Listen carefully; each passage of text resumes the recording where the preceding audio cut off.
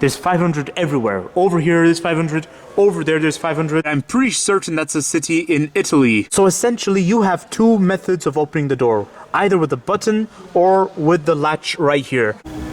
I mean, that's how I feel whenever I see this Fiat 500. Flamboyant. In today's generation, electric cars have become of very, very high demand. And it's become through all segments. However, the most popular segments for electric cars tend to be crossover SUVs or large sedans, or even city cars like C-segment cars or even B-segment cars. However, today is the day we look at an A-segment electric car. And I introduce you all to the Fiat 500e. First, I would like to talk to you all about the Fiat 500 as a model. The Fiat 500 was first released as a very small car. It had a similar reputation like the AMC Mini. Well, I think Mini, they call it. It was famously known as the Mini. And the Citroën 2 Chevaux. The original Fiat 500 was very small and therefore it was super underpowered, but it had one prominent advantage: city friendliness. It was famed to be very, very city friendly, and because it was so small, it was very maneuverable everywhere you went. Now, the reputation of the Fiat 500 was dormant for quite a long time. In the late 2000s, Fiat revived the 500 and it was more modernized. It looked so identical to the original Fiat 500 that was released before. It is also worth mentioning that Fiat has a very, very powerful reputation for identity and stylish designs that really, really scream passion, everyone. The passion for life, the passion to drive. It's right here, everyone. The passion for electric cars. We're going to find out just how passionate have the Italians been when it comes to electric cars, and does this Fiat 500 have everything it takes to boast that passion for electric A-segment cars? We're going to find out in a moment, everyone. This Fiat 500e costs 35,000 euros. Is this good value for money or not? We're going to find out in a moment, everyone. Let's get down with this review right now. But before doing so, I would like to quickly remind you all that when it comes to value for money and electric cars, there's a bit of a conflict, because the problem is majority of the price goes to the electric technology, which leaves the interior under-equipped. So over here is the exterior design of the Fiat 500e, and I have to say it is very interesting how Fiat has gone about it. So basically it looks exactly like other Fiat 500s, but the only difference appears to be the fact that they decided to put 500 right here instead of the Fiat badge. And there is no air intake for obvious reasons, because this is not a combustion engine. This is an electric car. Very nice, very nice. And then the light has also something new about it. So the combustion engine Fiat 500 has a complete light, but this Fiat 500e has a split light. So there, I assume this would be your daytime running light. And then you have the body color that intervenes in between. And then you have the rest of the lighting. And for some reason, Fiat decides to put the side indicator right here. This is very interesting. Like usually most brands would always put it around the wing mirror or perhaps over here, but Fiat decides to put it all the way here. I have to confess, I like the color of this Fiat 500e. It looks very nice. It's like dark green, blue, I'd say.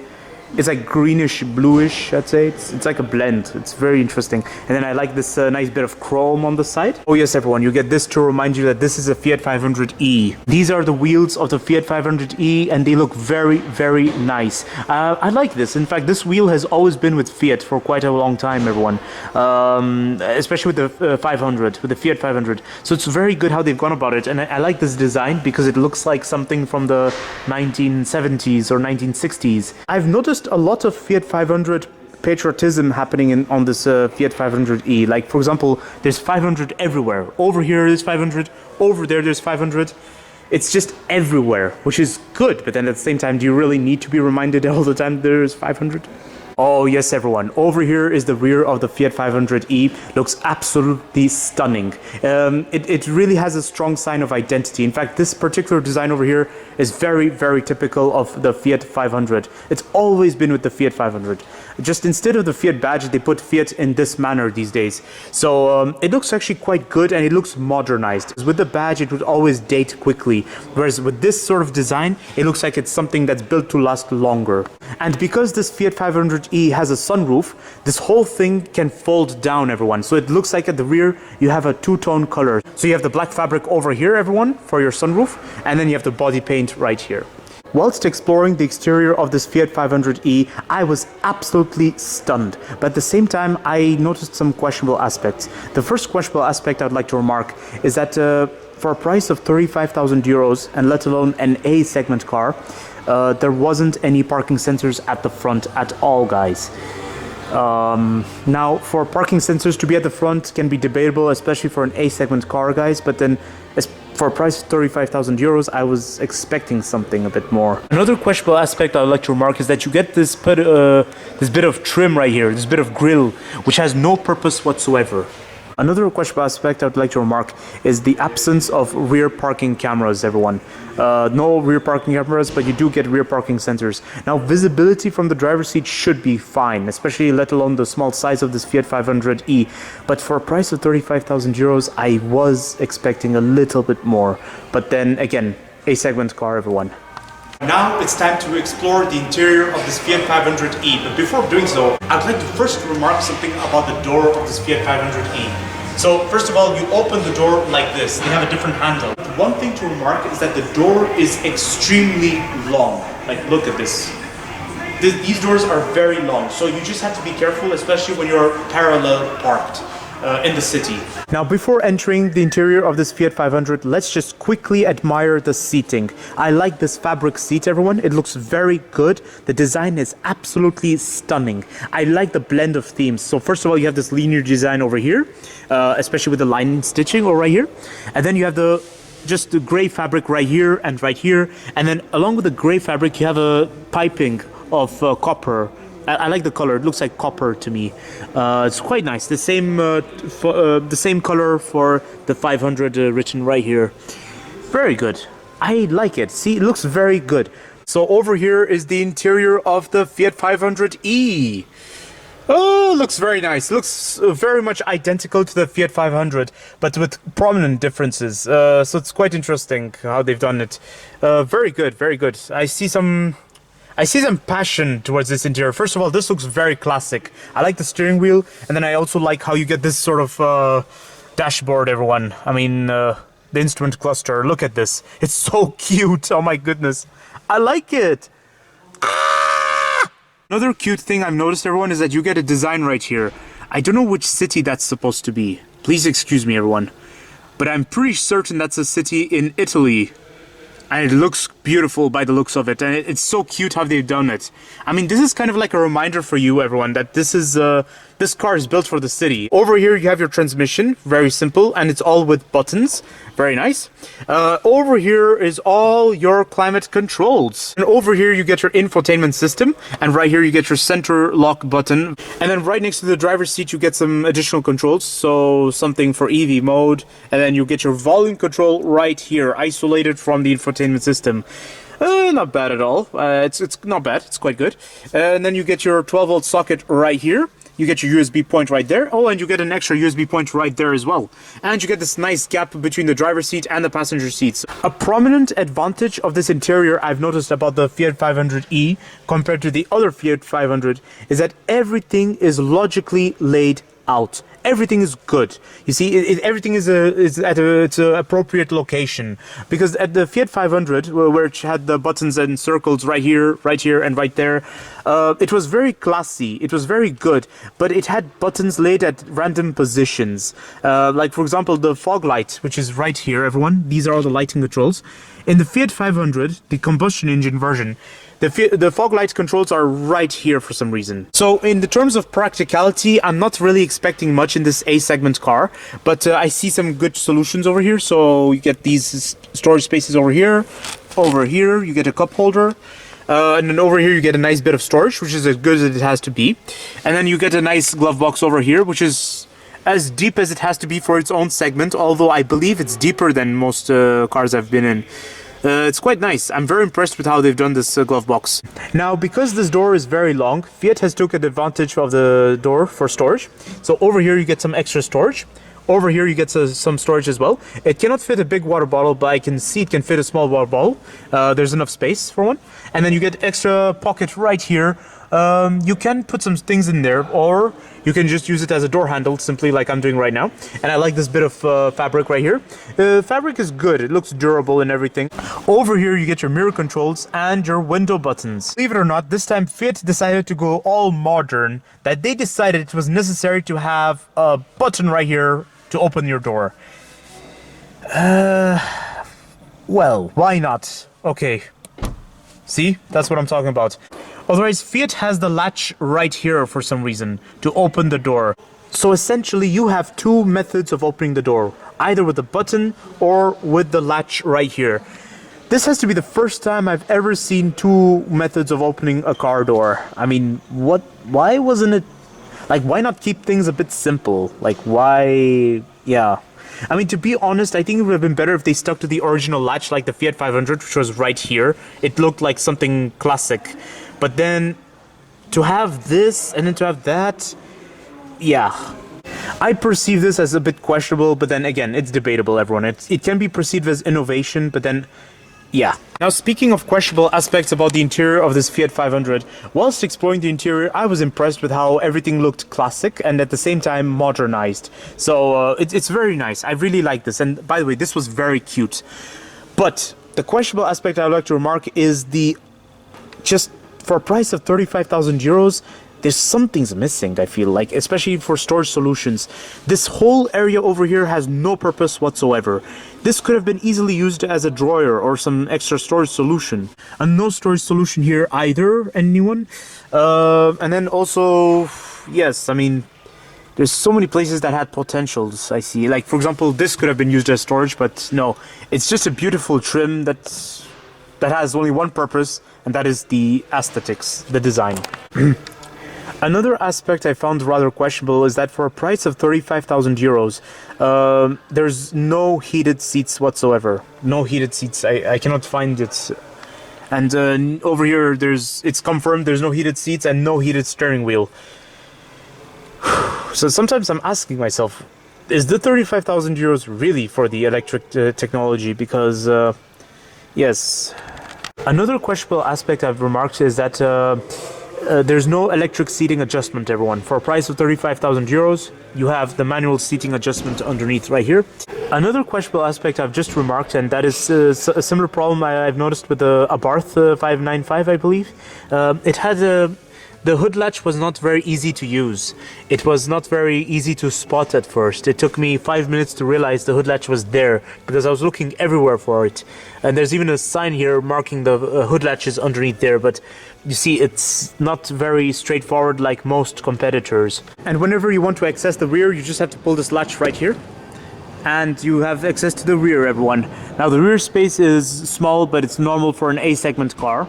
But it's still as good as it has to be. Alright everyone, now it's time to explore the boot space of this Fiat 500. But before doing so, I'd like to remark something to you all. So, to open the boot, you have to pull this button right here. But then I've also remarked something a little bit questionable. When you open this, when you push this button, the door opens. But you have to pull it from here for some reason, and that's not very easy.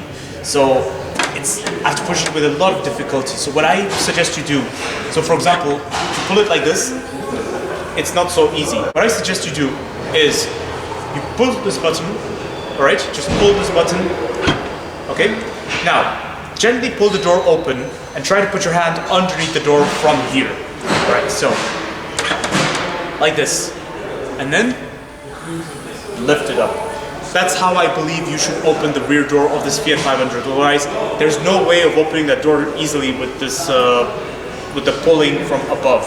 You have to pull from underneath, which is, yeah, I mean, usually most competitors would have an easy way of opening the rear doors of their cars. But in the case of this Fiat 500, there's a bit of I believe the attention was diverted from practicality to style, which is beautiful, aesthetically speaking. But again, you all be the judge. It looks very classic, everyone. It looks so good. And just look at the metallic details. Wow, that's so nice.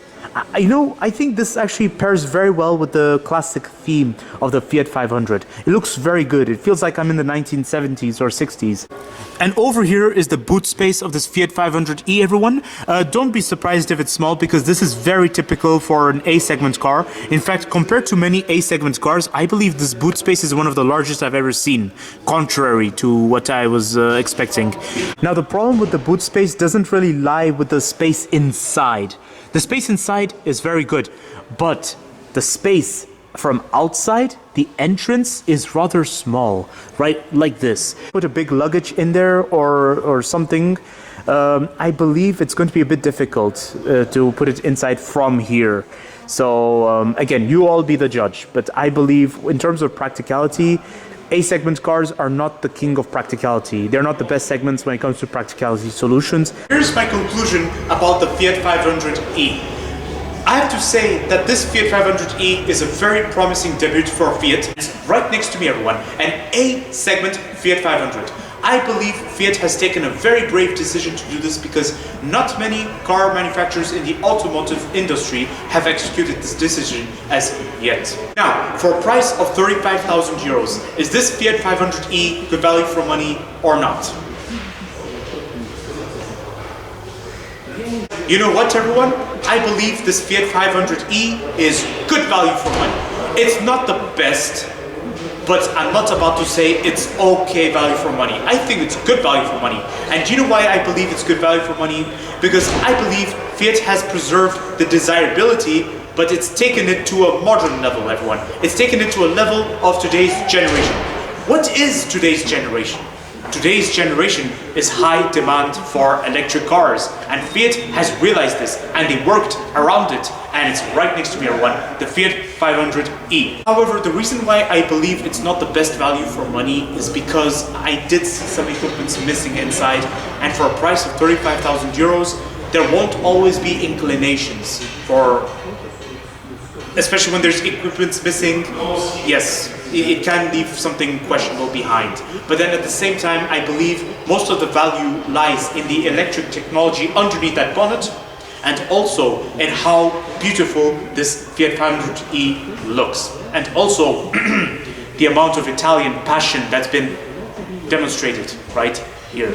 I do believe it could have done with some more equipment, and I do believe this Fiat 500 should have had some more practicality solutions. There should have been more investment in practicality solutions for the interior, but otherwise, and especially for the door latch, to open the door, it should have been simple. They should have just maintained one door latch.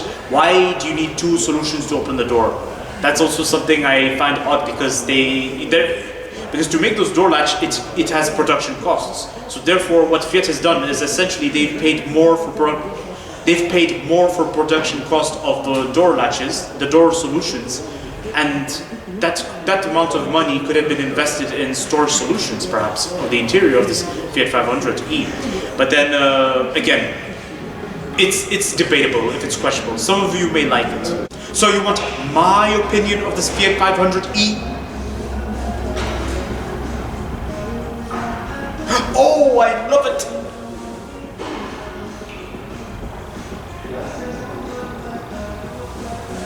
I love this Fiat 500e. I believe this Fiat 500e is a very promising debut for A-segment electric cars, and this is the birth of something different in this generation, everyone. Especially in the EU market, budgeting is very important, but at the same time, so is value for money. Some people just want an A to B machine that's electric, that's small and very city friendly, and it's right next to me, everyone, with a bit of style as well. It does not look like an eco box. Gone are the days when everyone was believing that electric cars would be eco boxes. However, let's not get very excited too quickly. We have to admit some realities, everyone. The reality being that this Fiat 500e could have done with some more storage solutions, especially for the interior. And I believe that with this Fiat 500e, a lot was invested into style, which is good, but little was invested into practicality solutions. Like, you know, some logics I was expecting, like especially for the front. the absence of parking sensors as well. And then why would you need 2 door latches to open a door? It's not always about logic. Sometimes it's about having a bit of flamboyance. I mean, that's how I feel whenever I see this Fiat 500, flamboyant. So don't forget to like, comment, and subscribe, and stay tuned for more videos that are on the run. And please don't hesitate to look in the links in the description for more videos.